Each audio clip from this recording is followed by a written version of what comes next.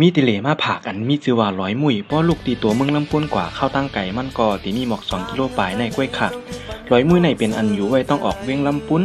อยู่ไว้หินเหรียญลินจับเกี้ยงใหม่เลยลำปุ้นเป็นอันตึดจันก้นเกี้ยงใหม่เลยลำปุ้นมาเลกันนำต้อนไหว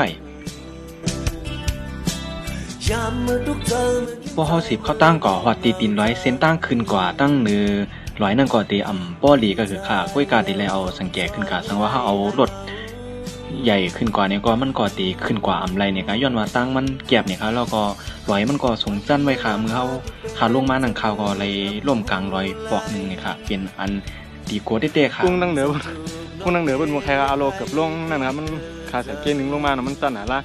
กำไนมันเหมือนเจิงเกียร์มันใครเงียบไปลิกเจ้าหน่ะมันเอากึดได้จังนั้นเลยล้มกะครับพวกมันริมอันพวกยากตีริมมันลงเอาลงนั่งไต่นั่นถือว่าหลอดเท่ครับพวกนี้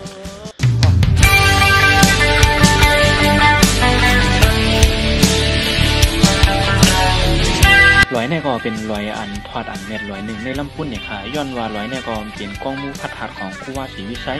ผู้ว่าศรีวิชัยในเป็นอันตีนนับยำของคนลันหน้าเขาน้ำไว้เนี่ยค่ะทางยักษ์ใจในเจ้าที่ปันน้องเสือใจไหลส่งเทเป็นยังเจอปันน้องไหลหึงร้อยหลวงในก็ตั้งหังดีเต็มหัวปากเนี่ยค่ะสังว่าไผมาเหล่ฮอดถึงลำปุ้นอำนั้นมาเหล่เกี้ยงใหม่ในจึงก็อย่าลืมมาเวเหล่ต้วยปอกหนึ่งในจัดปานค่ะตื้นว่าเตซุ่มหลายค่ะวันเมื่อนามาที่เป็นจังหือหูไหล